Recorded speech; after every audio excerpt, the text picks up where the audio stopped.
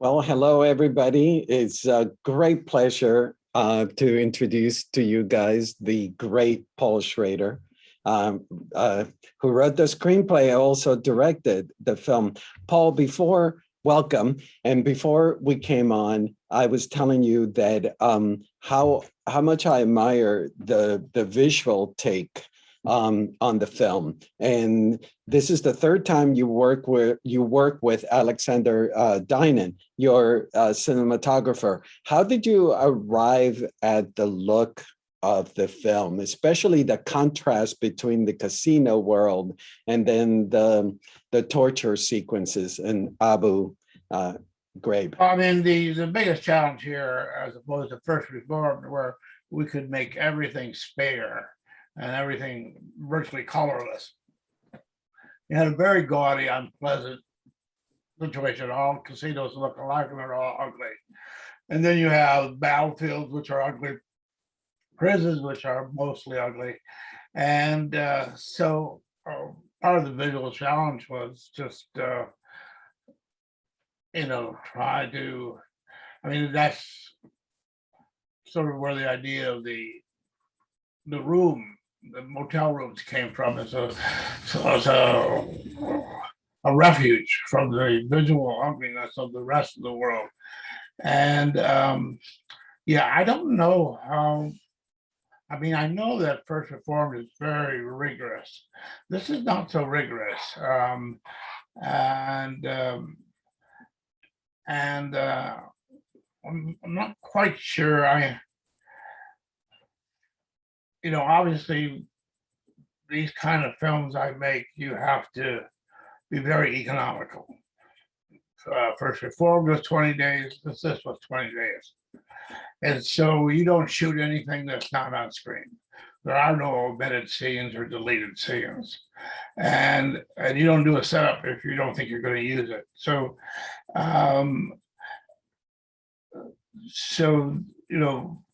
the use of that 6.5 millimeter camera for the Abu Ghraib thing was actually a kind of a godsend, because that camera doesn't cut very well.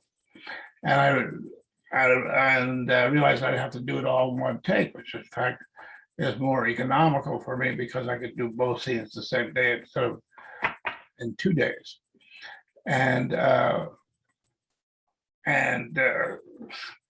And of course, anybody who has followed the news knows that Abu Ghraib does not look like that.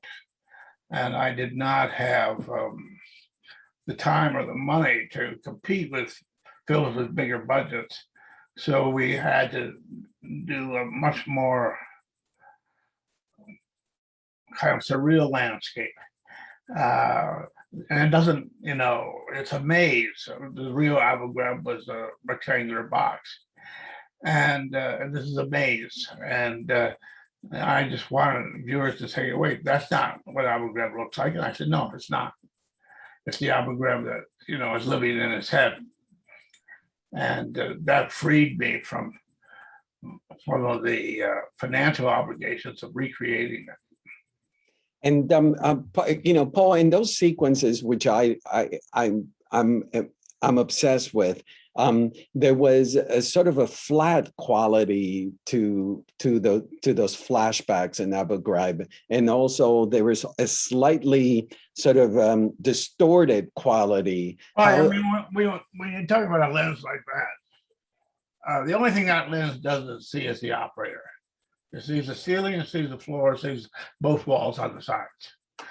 And so if the end of the lens were right here, and you're doing a close-up, right there is where the actor would be, about 2 inches away from the end of the lens. And he still wouldn't fill the whole frame. It was sort of fun to use it that way. And give it a kind of VR feel. Mm-hmm. An immersive quality to it.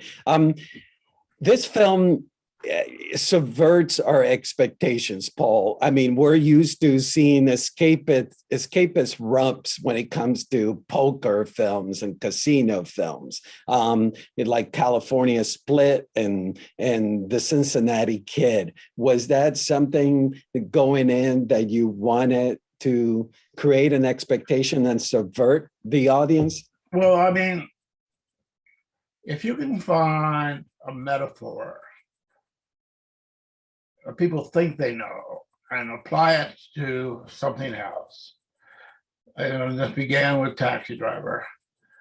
For many people in movies, the cab driver was the best friend, the sort of garrulous, funny guy who made wisecracks.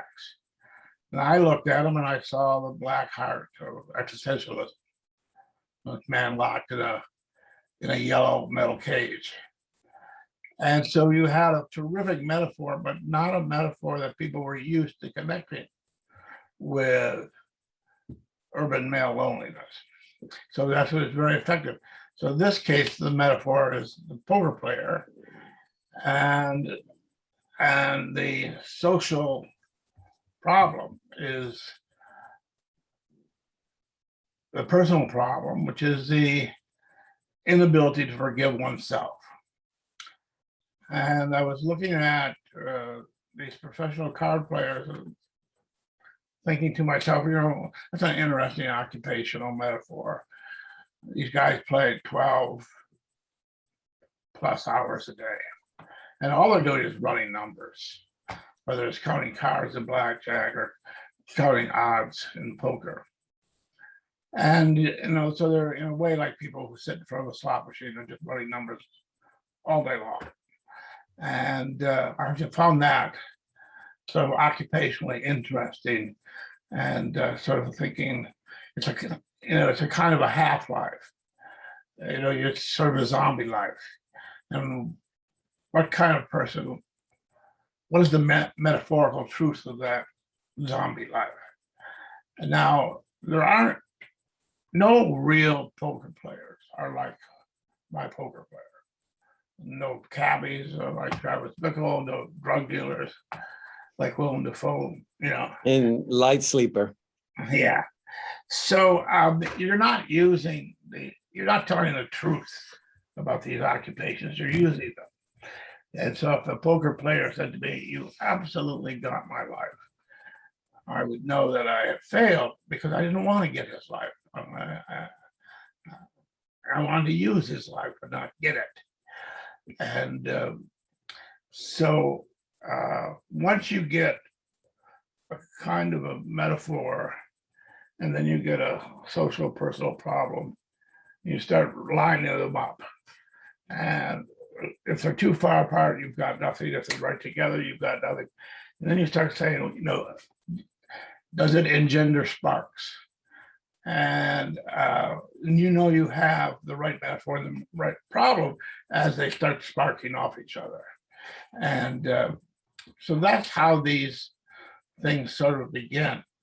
I'm going to start a new one in 1st of February. And now this character is a horticulturist. He's a gardener. So you use the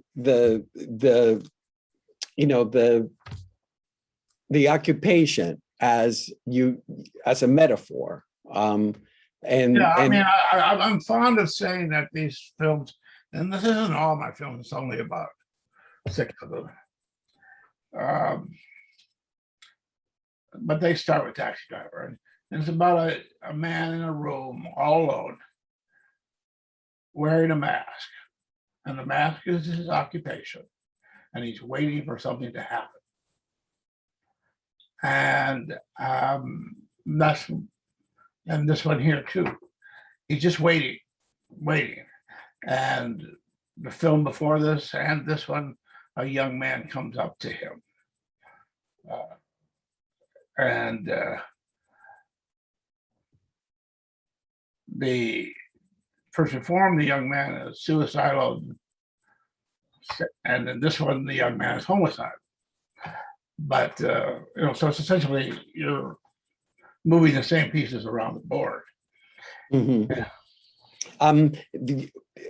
The fact that he's in the room and how did this ritual come about? The fact that he covers with cloth all the furniture inside his room.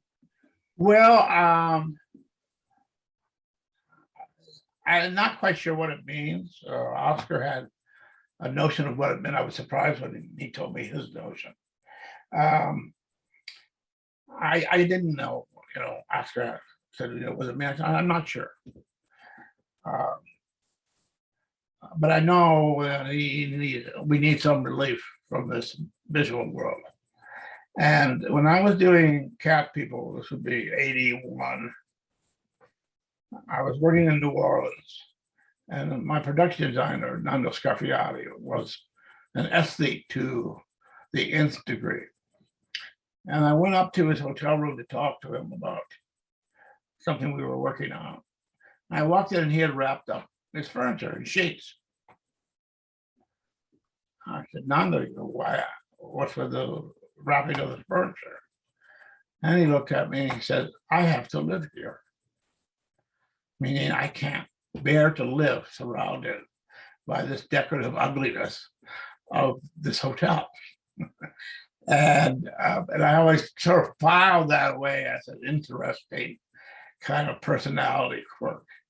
And then when I was writing this, I thought, maybe this is the guy who wraps his furniture up. And I didn't want to explore it too much because the moment you explore it, it becomes simplified, and then it loses its fun. Correct. So you set it up for us to interpret, like. Oh, you know how Oscar interpreted it? I didn't find this out till actually quite recently. He thought that this guy, now you're reading the script, he thought this guy was a serial killer and he was going to kill people and then wrap them up with the sheets. So that, and that's why he was covering the bed. And he said that when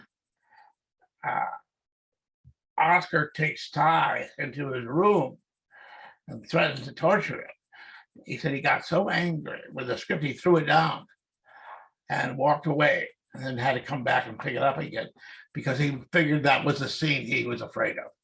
That William Tell was now going to torture this kid Kirk and kill him. But then he went back, and of course the scene goes the opposite direction. Mm-hmm.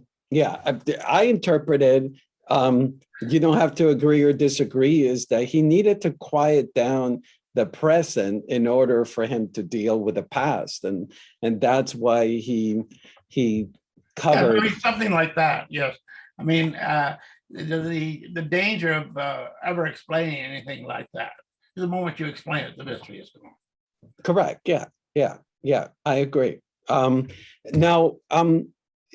tell us about the fact that you throw us some red herrings, and I loved it. The fact that you introduced the Mr. USA, and we think that it's leading into this big show and then you also start telling us about the card playing, but then all of a sudden you do it 180 and we go to Abu Ghraib. Can you tell us about those? Well, it's a little gay when playing. The convention, it's the beauty of the conventions of a genre. The conventions of poker genre are so strong that even an intelligent viewer who knows me and sees Mr. USA knows I don't care about it. Knows I wouldn't be so obvious about an antagonist if I actually gave a damn about that antagonist. But they still fall for it because it's bred into their moviegoers' DNA that they will see that scene at the end. The final cut of hands between Mr. USA and William Tell. And so I can use that to sort of hide what I'm really up to. And the same goes for this kind of fall documentary. I'm just going to tell you about these games and the different kinds of games and the different way they work and they play. And, I don't have anything really serious on my mind. Mhm. And then, so he goes from telling you about how cards are played to telling you about the weight that a gambler can accrue. And he says it's like the weight that any man can accrue. It's like the weight caused by one's previous actions. It is a weight that can never be removed. And all of a sudden, zoom, you've just done a right angle from an innocuous description of a card game to the concept of a weight which never can be removed because of something you've done. Wow. Wow. Paul, in 1978, you worked with Richard Pryor in your film Blue Collar, and you cast him against type. And then in First Reform, Cedric the Entertainer, you cast him against a type again. And now Tiffany Haddish. Tell us about this casting that you do in films. Well, it started with Taxi Driver. And that's right, Albert Brooks. I had written a role that was really quite bland and beige and really just there for expositional reasons. And Marty cast Albert Brooks. I said, why did you cast Albert? He said, well, the role was so nothing that I thought Albert would make something of it. And I learned that lesson, and I did it, done it repeatedly ever since. Because particularly when you're talking about a stand-up comic, which is Pryor and Cedric and Tiff, these people will never, every instinct they have is to keep you from being bored. So if you just continually repress them, they'll get a vibration that's very interesting. And so that's just a practical recommendation, but it doesn't always work. I had another role in the film of this overweight Chinese poker player, and I thought, let's get a comic, and I got the one overweight Chinese stand-up comic in America to come down. And we did a bunch of stuff, and it wasn't funny. And eventually, he's still in the film, but he doesn't really have anything to say. So it doesn't always work. Mm-hmm. But with Tiffany, did you have to restrain her? Oh, a lot, because she is trained to get the most out of every moment. And if she dies on stage, she dies alone.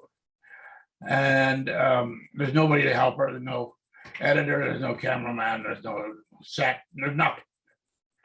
And so when she first read the script, she was just going at it like a beast in a way. And it wasn't good. It wasn't good at all. But I had expected that. And so I said, okay, now let's go read it again. I want you to read it all like you would read just instructions to a manual. I went to the gas station. The gas was $3.29. Last week it was $3.15. I bought 10 gallons. Read it like that. That monotone. And so we did all of that. And I said, okay, now we're not going to make a film like that. But now base level. Let's pick out 5 or 6 lines that you can hit. And read it again and just hit those lines. And then we'll go back. And so I had to create a different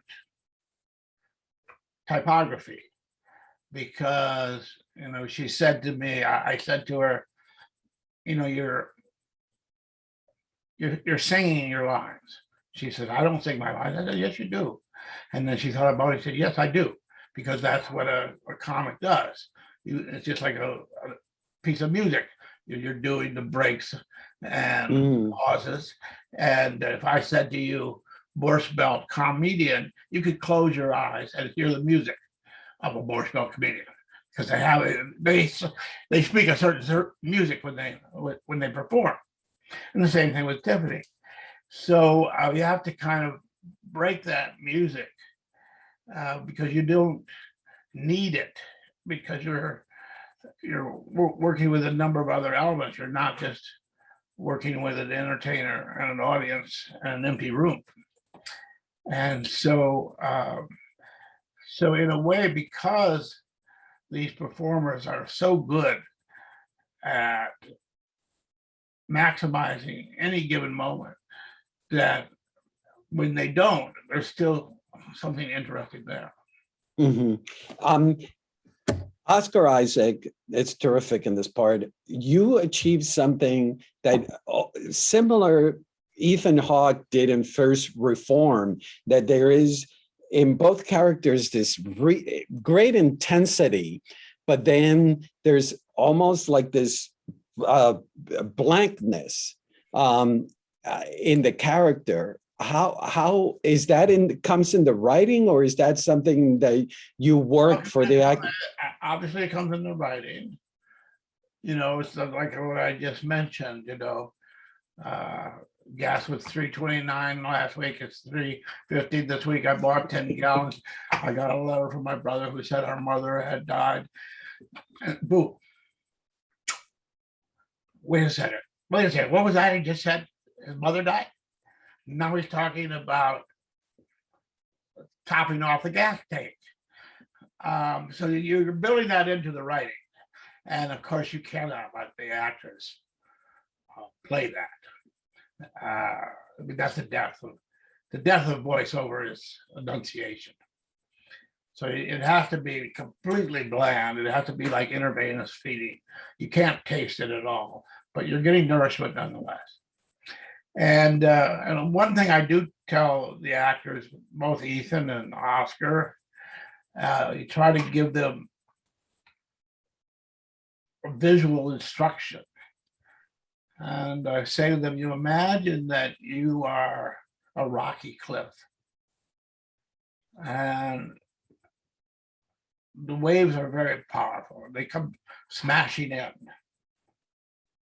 And the waves are called day players, and they're called weather, and they're called exposition, whatever. And these waves are going to batter you around. Don't fight them. If a day player wants to come in and steal a scene from you, let him. You'll still be there. You're not competing with anybody. You're the cliff. And so, once you start dropping these kinds of images into their head, they start to get it. It's better to do it that way than to say, I don't want you to act, because they are acting, but they're acting like a cliff rather than like a tree in the breeze. Wow. Well, Oscar does a tremendous job. I want to ask you about the score. The score I mentioned to you earlier is very visceral, and tell us about working with Robert Levin-Bean, which actually for the audience, he's the son of Michael Bean, who scored your film Light Sleeper. Yeah, that Light Sleeper, Michael wrote a song cycle.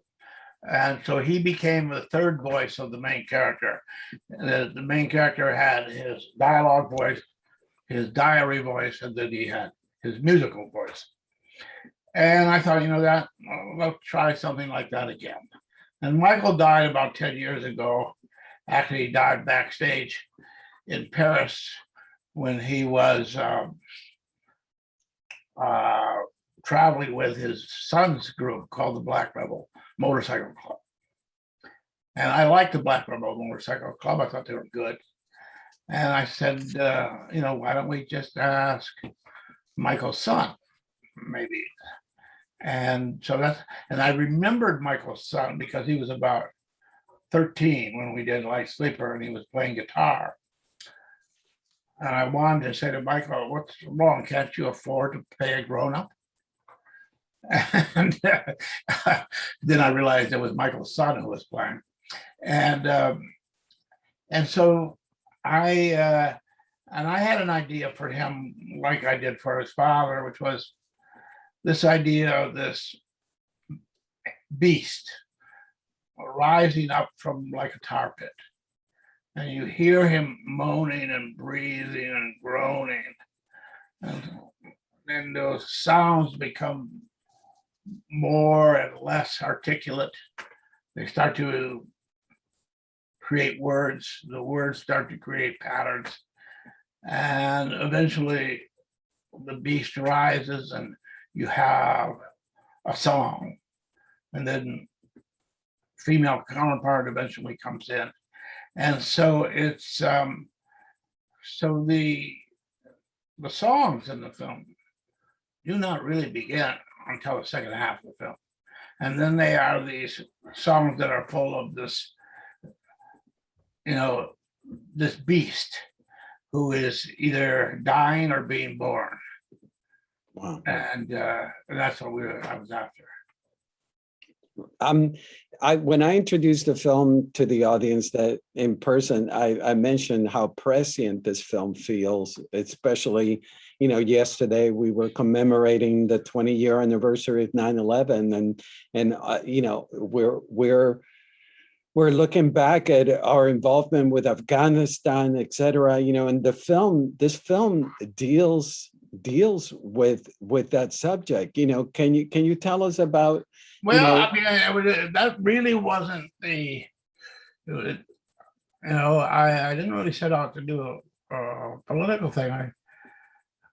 I, as a young Dutch Calvinist, was born into a community gripping with guilt when I was born, and I got guiltier every year. I mean, that's the rules. And we live in a society now where people don't seem to take responsibility for anything. I didn't lie to you, I misspoke. I didn't touch you inappropriately, I made a mistake. Mm. Well, I came from a world where you're responsible not only for what you do, you're responsible for everything. And so I thought, what if this character, this zombie poker player, is weighted by this guilt he has? What can it be? What can it be? So I went through the back door. I did not go through the front door. I said, it could be a serial killer. That's too cliched. What if he was a torturer of animals? Well, that's hard to explain. And then all of a sudden I thought, Abu Ghraib, there's something that is truly unforgivable. The government forgave him. He spent 7.5 years in prison. His debt to society is paid, but he hasn't forgiven himself, because that's the kind of stain, because you have stained your country's self-image. And that stain will outlive you, and it will outlive everybody in your generation. That stain will never go away,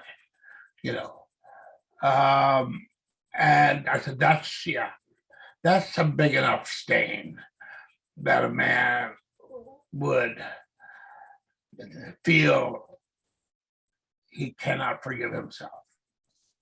And so that's why I came to Abu Ghraib, not because I wanted to make a political film. I was just looking for some correlative for extreme guilt that the viewer would understand is justified, rather than just I'm making myself feel guilty because I want to feel guilty. No, he is actually guilty. And the scariest line in the film is when he says in voiceover about the Defoe character. He says, he was right, I had it in me. Mhm. And I think everyone has to admit at some point, we have it in us. We can be turned into torturers. No one is above that temptation and coercion. And so, and it's just, in reality, most people in that situation find a way to forgive themselves and move on. He just couldn't. Mhm. And then he has an opportunity to redirect someone as full of anger and revenge as he is. He thinks, well, if I can redirect this kid, maybe I can forgive myself. So that's what's sort of going on with the two of them. And is there a chance for redemption for William? Well, he thinks he's pulled it off. He thinks he's pulled it off. He thinks he's gotten this kid to give up his fantasies of his murderous fantasies of revenge and restart his life, but he didn't. Mhm.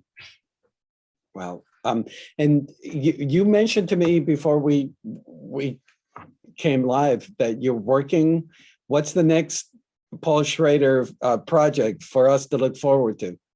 Well, I'm doing a thing. Like I say, this guy is now a horticulturalist. He's a gardener. Another fascinating metaphor. And he runs he works on a big private estate. And the